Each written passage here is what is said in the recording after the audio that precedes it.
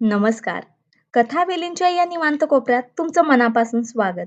चला तर मग पाहूया आज नवीन कथा. नमस्कार. नात्यांमधलं मौन हा शब्द ऐकला की आपल्या मनात खूप काहीतरी येतं, नाही का? चला तर आज याच विषयाबद्दल जरा खोलात जाऊन बोलूया, एका खास गोष्टीतून. आपल्याला अनेकदा असं वाटतं की भांडणं म्हणजे नातं धोक्यात आलंय. पण खरंच तसं आहे का? की भांडणांपेक्षाही काहीतरी जास्त धोकादायक आहे, जे अगदी शांतपणे आपलं नातं आतून पोखरत असतं. आणि हाच प्रश्न आपल्याला आजच्या मूळ मुद्द्याकडे घेऊन येतो. एक असा धोका जो आवाज करत नाही, ओरडत नाही, पण हळूहळू नात्याला संपवून टाकतो. तर मग हा विषय आणखी चांगल्या प्रकारे समजून घेण्यासाठी आपण स्वरा आणि राजच्या गोष्टीत डोकावूया. हे दोघं एकाच छताखाली राहतात, पण त्यांच्यातलं भावनिक अंतर मैलांचं आहे. स्वराच्या मनात जी भीती आहे ना, ती नेमकी हीच आहे. तिला वाटतंय की ही शांतता म्हणजे वादळापूर्वीची शांतता नाही, तर वादळ येऊन गेल्यानंतरची स्मशान शांतता आहे. जणू काही आता बोलण्यासारखं किंवा भांडण्यासारखं काही उरलंच नाहीये.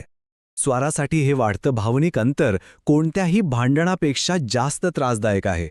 जेव्हा संवाद थांबतो तेव्हा नात्यात एक पोकळी तयार होते आणि ती पोकळी भरून काढते अलिप्तता. शब्दांशिवाय असलेलं हे घर तिला आता परकं वाटू लागलं आहे. चला त्यांच्या आयुष्यातला एक छोटासा प्रसंग पाहूया. यातून हे अंतर नेमकं किती मोठं आहे हे आपल्या लगेच लक्षात येईल. ऑफिसमधल्या तणावानंतर स्वराला थोडं मन मोकळं करायचं होतं. तिला राजशी बोलायचं होतं. तिला फक्त त्याचा भावनिक आधार हवा होता. पण राज, तू त्याच्या मोबाईलच्या दुनियेत पूर्णपणे हरवून गेला होता. इथे बघा, दोघांच्या गरजांमध्ये किती मोठा फरक आहे. एका बाजूला स्वराला फक्त सहानुभूती हवी होती. तिला फक्त कोणीतरी तिचं ऐकून घ्यावं असं वाटत होतं. आणि दुसऱ्या बाजूला राजची प्रतिक्रिया काय होती? अरे, कॉर्पोरेटमध्ये हेच असतं, झोप आता. त्यानं विषयच संपवून टाकला. स्वरा इथे मूळ समस्येला हात घालण्याचा प्रयत्न करतीये.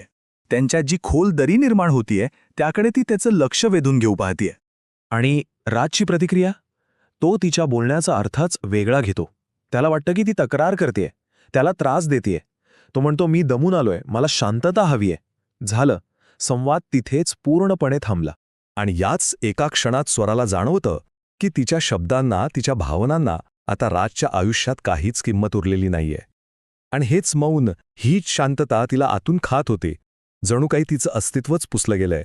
बरं, मग जेव्हा नातं अशा वळणावर येऊन पोचतं तेव्हा करायचं काय? ही शांतता कशी तोडायची? संवाद पुन्हा कसा सुरू करायचा? यावर काही साधे पण खूप प्रभावी उपाय आहेत. सगळ्यात पहिले म्हणजे कोणीतरी एकाने पुढाकार घ्यायला हवा. फक्त आज कसं वाटतंय तुला? एवढं विचारल्यानेही खूप मोठा फरक पडू शकतो. दुसरं, डिजिटल डिटॉक्स. म्हणजे झोपायच्या आधी अर्धा तास तरी फोन बाजूला ठेवून एकमेकांशी बोला. आणि तिसरं म्हणजे फक्त मोठ्या समस्या नाही, तर दिवसातले छोटे मोठे आनंद शेअर करा. नात्यातली मैत्री जिवंत ठेवा. आणि या कथेच्या शेवटी एक खूप सुंदर आणि महत्त्वाची गोष्ट घडते. स्वराची आई ललिता तिला एक पत्र लिहिते आणि त्यातला सल्ला खरंच खूप मोलाचा आहे. किती सुंदर आणि तितकंच खरं वाक्य आहे हे, नाही का? वाळवी जशी लाकूड आतून पोखरते पण वरून काहीच दिसत नाही, तसंच हे न बोलणं हा अबोला नात्याला आतून पोखरून काढतो आणि आपल्याला कळतही नाही. तिच्या आईचा सल्ला खूप व्यावहारिक आहे. ती सांगते की घराच्या भिंती माणसांमध्ये उभ्या राहिल्या तर त्याला घरपण उरत नाही. तुझं मौन ही तुझी ताकद नाही, तर तुझी हतबलता आहे. शब्द संपले असतील तर स्पर्शाने, सोबतीने जवळ येण्याचा प्रयत्न कर. आणि सगळ्यात महत्त्वाचं म्हणजे दुसरीकडे आधार शोधण्याआधी स्वतःच्या नात्याचा पाया मजबूत कर. आणि शेवटी हा एक प्रश्न जो फक्त स्वरासाठी नाही, तर आपल्या सगळ्यांसाठी आहे.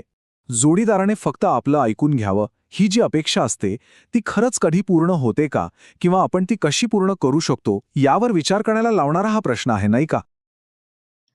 चला तर मग तुम्हाला आजचा व्हिडिओ कसा वाटला हे कमेंटमध्ये नक्की सांगा. आणि असेच व्हिडिओ पाहण्यासाठी या व्हिडिओला लाईक आणि चॅनेलला सबस्क्राईब नक्की करा. धन्यवाद.